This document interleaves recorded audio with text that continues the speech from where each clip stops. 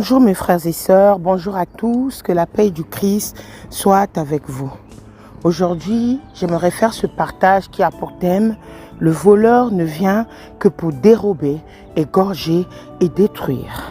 Nous le voyons dans l'évangile de Jean, chapitre 10, verset 10, qui nous dit « Le voleur ne vient que pour dérober, égorger et détruire. Moi, je suis venu afin que les brebis aient la vie et qu'elles soient dans l'abondance. » Nous allons nous concentrer simplement sur le début, la première partie, qui est « Le voleur ne vient que pour dérober, égorger et détruire ». Mes frères et sœurs, aujourd'hui, le voleur, c'est qui? Le voleur, c'est le diable. Le diable lui-même, c'est le voleur. Nos ennemis sont des voleurs. Ils sont là pour égorger, pour détruire, pour dérober. Nous savons tous que le diable, qui est Satan, Satan aussi appelé l'adversaire ou le diable, est l'ennemi de la justice et de ceux qui cherchent à suivre Dieu. Il est un fils spirituel de Dieu qui était jadis un ange, qui détenait de l'autorité en la présence de Dieu. Aujourd'hui, le diable, il est menteur et le père du mensonge. Dit l'évangile tel qu'on le cite d'ordinaire, ceci concerne le premier mensonge, celui qui se borne à taire la vérité, tout en naissant de la connaître ou la nier, tout en sachant que pour si peu, elle ne cesse pas d'exister. Mes frères et sœurs, pourquoi il est là pour dérober? Pourquoi il est là pour dérober? Mes frères et sœurs, nous devons faire attention dans la vie d'aujourd'hui. Le voleur vient pour dérober, pour nous détruire. Si nous voyons tout ce que nous vivons en ce moment, tous les obstacles, tout ce que tu rencontres dans ta vie, c'est le voleur, c'est le diable qui vient détruire.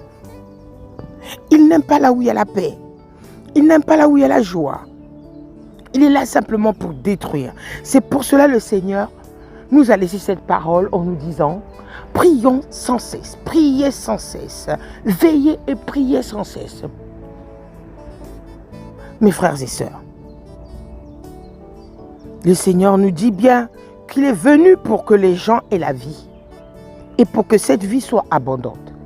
Mais le diable, le voleur, il n'est pas d'accord. Il nous enlève même la joie de vivre, mes frères, mes sœurs. Il nous enlève même la joie de vivre. La joie de vivre. Satan n'aime pas notre joie. Il sait que cela vient de la foi et que la foi est une force. Mes frères et sœurs, la foi est une force. Est une force. Nous sommes des brebis. Et Dieu, il est là, notre berger. Il est là pour nous. N'oublions pas que nous ne sommes pas une menace pour la parole de Dieu. Mais c'est le diable qui nous trouve comme menace. Parce qu'il sait que ces temps sont proches. À partir du moment où nous croyons et agissons selon la parole, nous devenons dangereux pour lui, pour le voleur, pour le diable. Comme le dit l'Épître aux Romains 1, verset 16. « Car je n'ai point honte de l'évangile. C'est une puissance de Dieu pour le salut de quiconque croit, du juif premièrement, puis du grec. » Mes frères et sœurs, si tu crois en Jésus-Christ, et si tu as la crainte du Seigneur, sache-le, que le voleur cherchera toujours à te dérober. Il cherchera à te détruire. Mais si nous avons la foi, cette foi et l'espérance dans nos cœurs, qui produit à tout temps de la joie, nous ne serons pas atteints. Nous ne serons pas atteints. Satan va donc chercher à éteindre notre joie par tous les moyens possibles, à travers de toute espèce de circonstances. Mes frères et sœurs, Satan le voleur, il va chercher à nous atteindre.